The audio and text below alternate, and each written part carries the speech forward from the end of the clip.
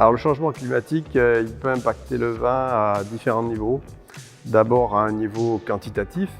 En fonction des conditions climatiques, le potentiel quantitatif de la récolte peut être affecté, en particulier parce que ce dérèglement climatique peut créer des événements climatiques qui sont susceptibles d'affecter au printemps, par exemple, la fréquence des gelées, en été, la sécheresse ou des événements climatiques plus forts comme des orages de grêle, etc.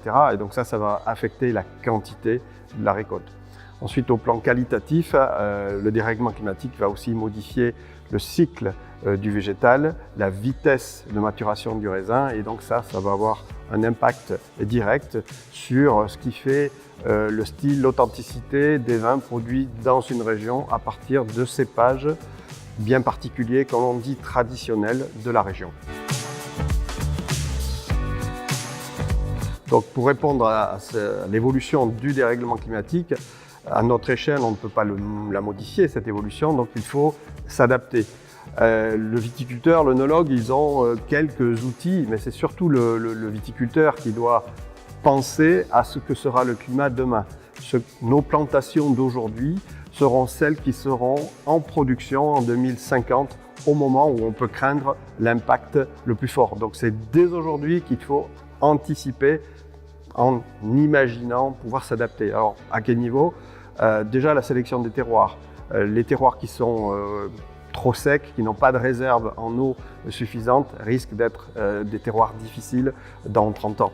Au niveau des cépages, les cépages qui sont extrêmement précoces, donc qui donnent des raisins qui mûrissent très vite, risquent d'être brûlés par la vitesse de maturation, avec avoir des vins un peu épais, lourds et sans arôme.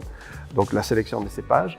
La sélection des cépages, ça ne veut pas dire forcément importer des cépages d'ailleurs. On a des cépages autochtones qui sont peut-être déjà largement suffisants. Des cépages qu'on a oubliés aussi par le passé parce qu'ils ne mûrissaient pas de manière satisfaisante et qui pourront dans le futur être tout à fait aptes à cette évolution du climat.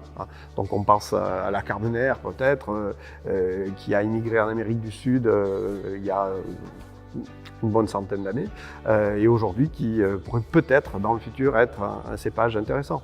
Le petit verre d'eau également, cépage plus tardif qui pourrait être adapté. Par contre, le merlot qui fait un pourcentage important des raisins à Bordeaux sera peut-être amené à être réduit et réservé au terroir où il pourra mûrir dans des conditions harmonieuses.